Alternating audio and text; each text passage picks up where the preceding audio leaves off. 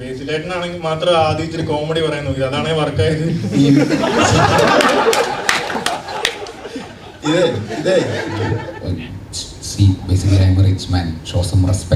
അപ്പൊ അതാണ് അസീസ് പറഞ്ഞത്, ഇനി ക്ലൈമാക്സ് കൂടെ പറയാനുള്ളൂ പറഞ്ഞു. അപ്പൊ ഇനി എന്തായാലും കുറച്ച് സീരിയസ് ആവാം, കൊല ചെയ്യാനോ കൊലപാതകം മറച്ചു വെക്കാനോ ഒക്കെ ആയിട്ടുള്ള പരിപാടിയൊക്കെ ആയിട്ട് ഒരു സിനിമയ്ക്ക് റെഡിയാവാം എന്നൊക്കെ വിചാരിച്ചിരിക്കുമ്പോഴാണ് ഞാൻ തമാശ പറഞ്ഞിട്ട് നിങ്ങൾ റിയാക്ട് ചെയ്ത പോലും ഇല്ല. പിന്നെ എന്റെ കൂടെ നമസ്കാരം. എനിക്ക് ജിത്തു ചേട്ടൻ ഇങ്ങനെ വിളിച്ചിട്ട് ഒരു സിനിമയുണ്ട്, കഥ കേൾക്കണം എന്ന് പറയുന്നു.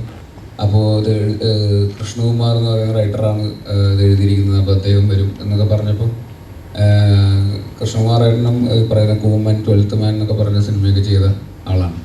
അപ്പോൾ ഞാൻ വിചാരിച്ചു ത്രില്ലർ സിനിമയായിരിക്കും ഉറപ്പിച്ചു. അപ്പോൾ ഇനി എന്തായാലും കുറച്ച് സീരിയസ് ആവാം, കൊല ചെയ്യാനോ കൊലപാതകം മറച്ചു വെക്കാനോ ഒക്കെ ആയിട്ടുള്ള പരിപാടിയൊക്കെ ആയിട്ട് ഒരു സിനിമയ്ക്ക് റെഡിയാവാം എന്നൊക്കെ വിചാരിച്ചിരിക്കുമ്പോഴാണ് ഹ്യൂമർ സിനിമയാണെന്ന് പറയുന്നത്.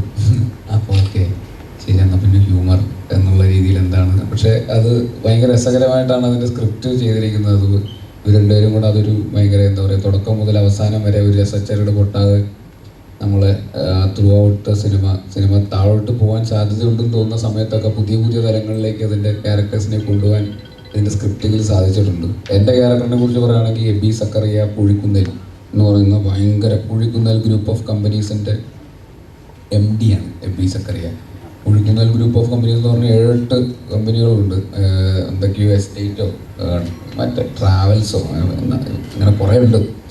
അപ്പോൾ പുള്ളിയുടെ അച്ഛൻ മരിച്ചുപോയി. ഈ സക്കറിയ പുഴിക്കുന്നേൽ എന്ന് പറയുന്ന ആൾ പെട്ടെന്ന് മരിച്ചുപോയി. അപ്പോൾ ഈ ആകെ മോനായിട്ടുള്ളത് ഈ എബി മാത്രമാണ്. അപ്പോൾ എബിയുടെ ചുമലുകളിലേക്ക് വരും ഈ ബിസിനസ് സാമ്രാജ്യം.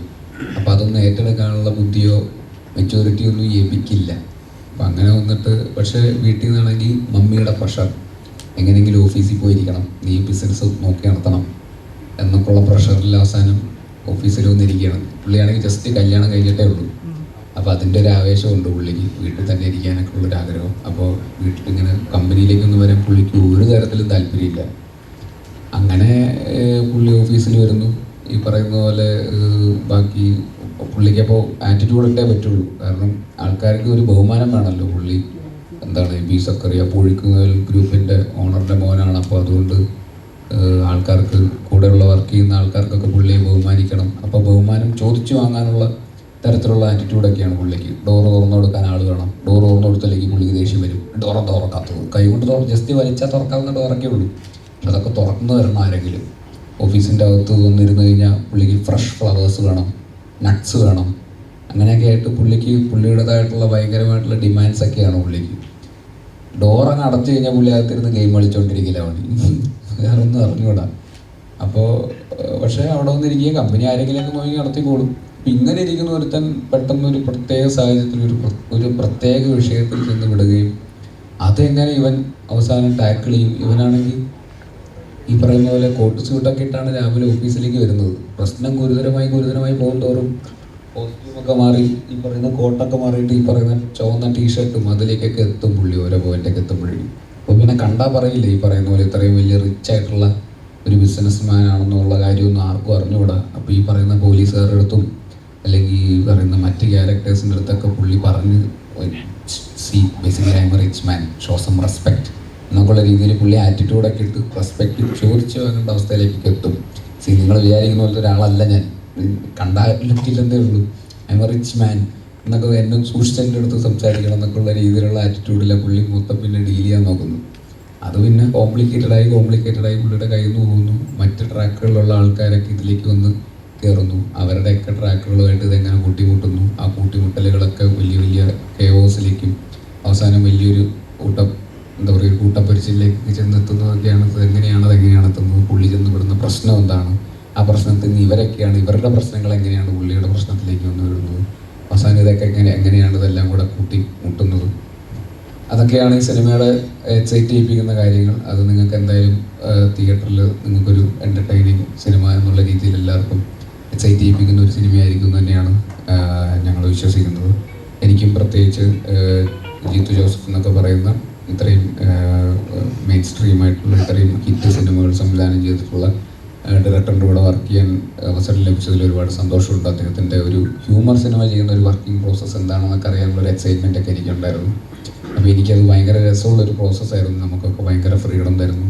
നമുക്കത് കൃത്യമായിട്ട് ഹ്യൂമറിൻ്റെ മീറ്റർ കൃത്യമായിട്ട് പെർഫോമൻസിലൊക്കെ നമുക്ക് ഡിഫൈൻ ചെയ്ത് നമുക്ക് ആദ്യം മുതൽ അതിനുള്ള ഹെൽപ്പ് ഡയറക്ടർ എന്നുള്ള രീതിയിലുള്ള ഫീഡ്ബാക്ക് നമുക്ക് തരുന്നു.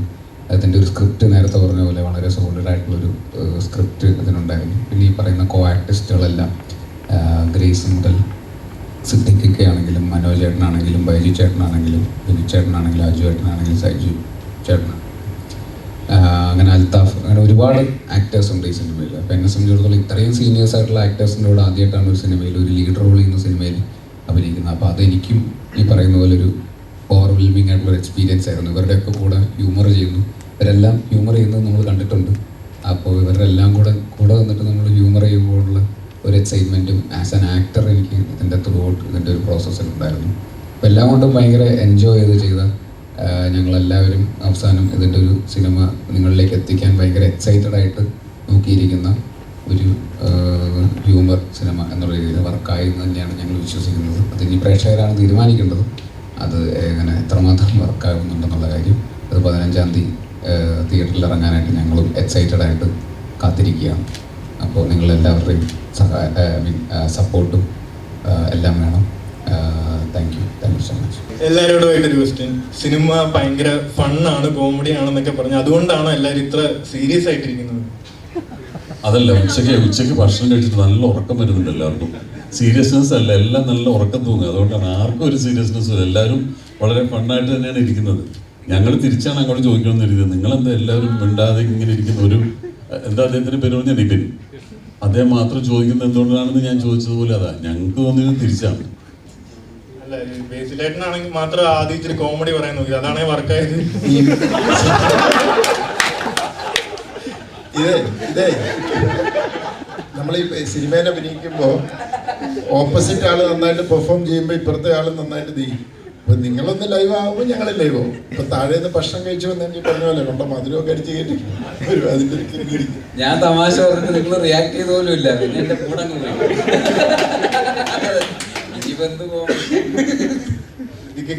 അന്നേരം സിദ്ദിഖ് ആദ്യം ഇൻട്രൊഡക്ഷൻ പറഞ്ഞിരുന്നെങ്കിൽ എല്ലാ ആൾക്കാരും സ്വയം ഒന്ന് പറഞ്ഞിട്ട് പിന്നെ എല്ലാവർക്കും ചോദ്യങ്ങൾ ചോദിക്കാമെന്ന്. ബേസിലേട്ടൻ ഇങ്ങനെ പറഞ്ഞു തുടങ്ങിയപ്പോ ഇവിടെ എല്ലാരും ഒന്ന് പറഞ്ഞു തുടങ്ങി ഇതെന്ത് ഇനി സിനിമയുടെ കഥ മുഴുവൻ പറയുമെന്ന്. ആ തരത്തിൽ പുള്ളി വേറെ രീതിയിൽ സംസാരിച്ചു. ഇനി ഒരു മറുപടി പറയാം. സിനിമയുടെ പേരെന്നാ? നുണക്കുഴി. പറഞ്ഞതെല്ലാം സത്യമാണെന്ന് നിങ്ങൾ കരുതുന്നുണ്ടോ? അതൊന്നും വിശ്വസിച്ച് നിങ്ങൾ തിയേറ്ററിലേക്ക് കാണാൻ പോകണ്ട. ഞാൻ മാത്രം ചോദിച്ചാൽ എല്ലാവരും സ്വയം ഒന്ന് പറയാന്ന് വിചാരിച്ചിട്ട് അങ്ങനെയൊക്കെ വിചാരിച്ചാണ് ഇരുന്നത്. പക്ഷെ ഫുൾ ബേസിൽ പറഞ്ഞു കഴിഞ്ഞു. അപ്പൊ അതാണ് അസീസ് പറഞ്ഞത്, ഇനി ക്ലൈമാക്സ് കൂടെ പറയാനുള്ളൂ പറഞ്ഞത്. അപ്പൊ അതുകൊണ്ടാണ് നിങ്ങൾ ഓരോരുത്തർ ഒരു കാര്യം ചെയ്യാം. നമുക്ക് അസീസിൽ നിന്ന് തുടങ്ങാം, എന്നിട്ട് ഇങ്ങനെ പോവാം. അസീസ്, ക്ലൈമാക്സ് ഞാൻ 15-ാം തീയതി പറയാം. ഞാൻ എക്സൈറ്റ്മെന്റ് ആണ്. കാരണം എന്ന് പറഞ്ഞാൽ മിമിക്രി എന്ന് വരുമ്പോൾ തന്നെ സിനിമ അഭിനയിക്കുക എന്നുള്ളൊരു ആഗ്രഹമുണ്ട്. പക്ഷെ അതിലുപരി ജിത്തുസാറിനെ പോലത്തെ ഡയറക്ടറിൻ്റെ സിനിമയിലൊക്കെ ഒരു ക്യാരക്ടർ കിട്ടുക എന്നൊക്കെ പറഞ്ഞാൽ അതും ഭയങ്കര ഒരു ഭാഗ്യം തന്നെയാണ്. അതും നല്ലൊരു ക്യാരക്ടർ തന്നെയാണ് കിട്ടിയിട്ടുള്ളത്. സിനിമയെക്കുറിച്ചൊന്നും ഒരുപാടൊന്നും പറയാനില്ല. ഒരു ഫണ്ണ് എലമെൻ്റ് തന്നെയാണ്. കാരണം ഞാനൊക്കെ സത്യം പറഞ്ഞാൽ ഭയങ്കര പേടിച്ചാണ് ഞാൻ ലൊക്കേഷനിലൊക്കെ പോയത്. ജിത്തുസാറിനൊക്കെ പേടിച്ചാണ് പോയത്. പക്ഷെ സാറെന്ന് പറഞ്ഞാൽ ഭയങ്കര കൂളായിരുന്നു. നമ്മളടുത്തൊക്കെ സത്യം പറഞ്ഞാൽ സാറ് ഉഗ്ര ആക്ടറും കൂടെയാണ്. നമുക്ക് എങ്ങനെയാണ് അഭിനയിക്കേണ്ടതെന്ന് എനിക്ക് പറഞ്ഞുകൂടെ തരും സാർ. അപ്പോൾ എന്തായാലും വേണ്ടേ?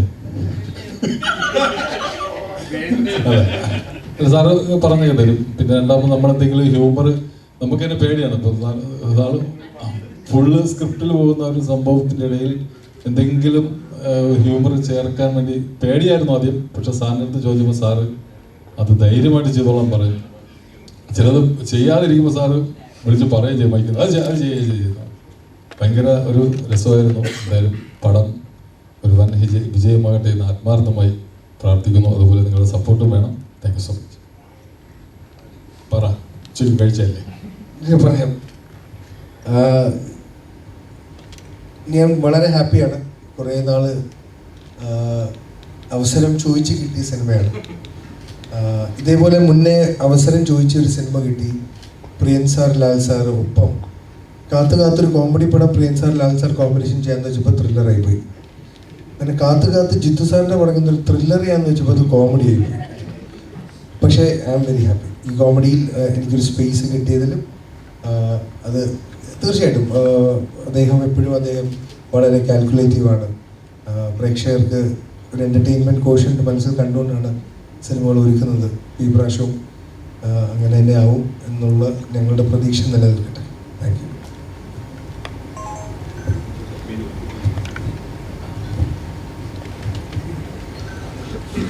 എല്ലാവർക്കും നമസ്കാരം.